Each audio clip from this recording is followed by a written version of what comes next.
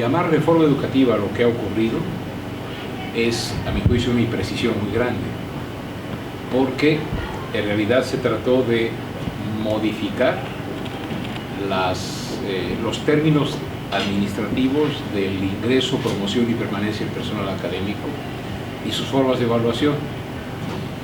Y una reforma educativa debe entenderse siempre como como un proyecto de modificación de los niveles de aprendizaje de un país.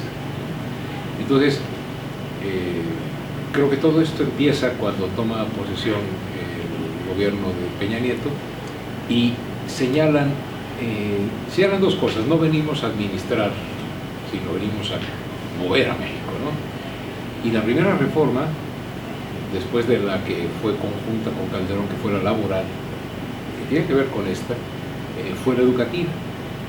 Y recuerdo que insistió mucho el licenciado Treifeld en que el objetivo era que el Estado recuperara la rectoría de la educación. Yo creo que en realidad lo que ha ocurrido, y quiero explicarles por qué, según mi juicio, lo que ha recuperado es la rectoría de la relación con el CENTE. Es decir,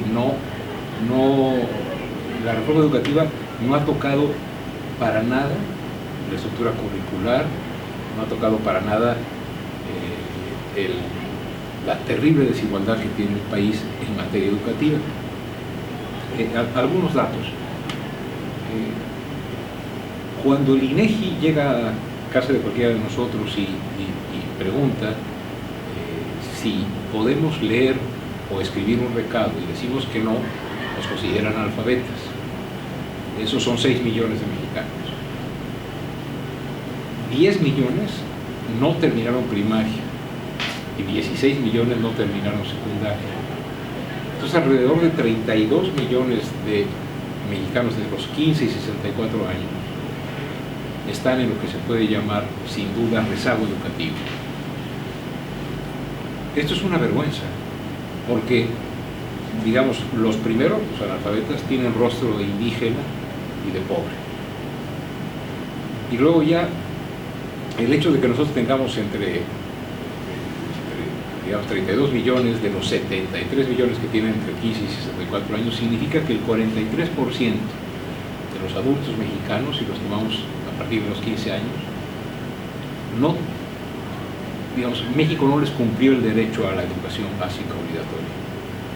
Esto se va a incrementar cuando la educación obligatoria sea la media superior, que le faltan algunos años para que esto sea. Ese es un primer asunto que es muy importante reconocer. México tiene un problema de rezago educativo muy grande, pero ahí lo que estamos viendo es los muchachos y muchachas que no tienen acceso a la educación.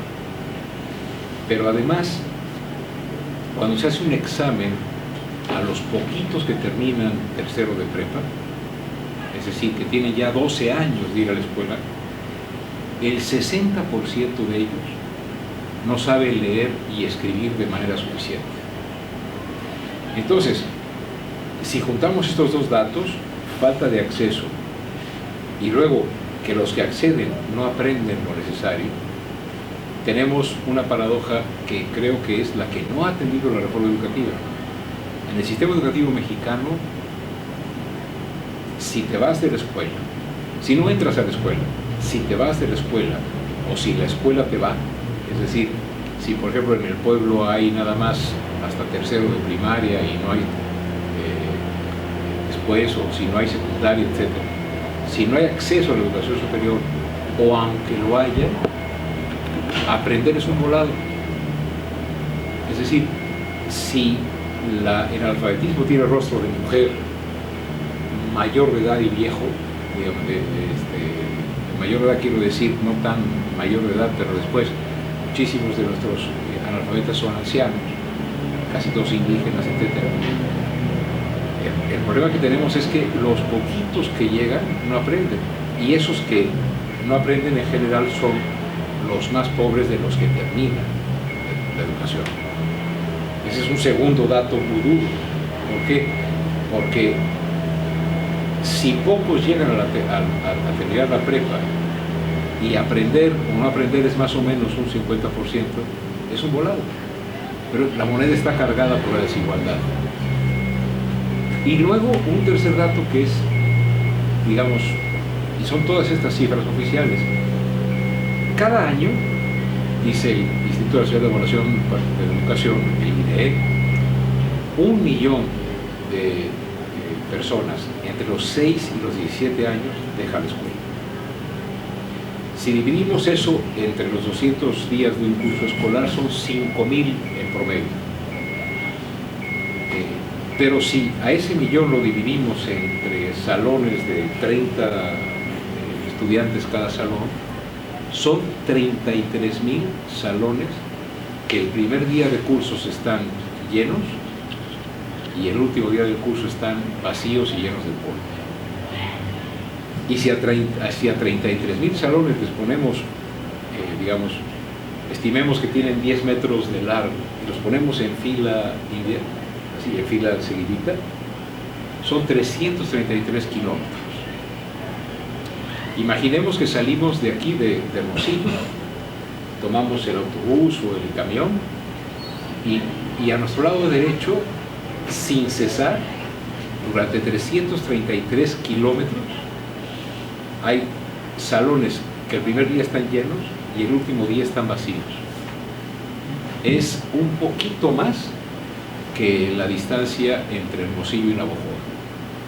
Entonces, cualquiera de nosotros que conocemos el estado sabemos qué distancia es, e imaginemos salón, vacío al final del año, cuando al principio del curso estaba lleno de gritos, de vida, de hormonas, cuando están en la secundaria los chavos, ¿no?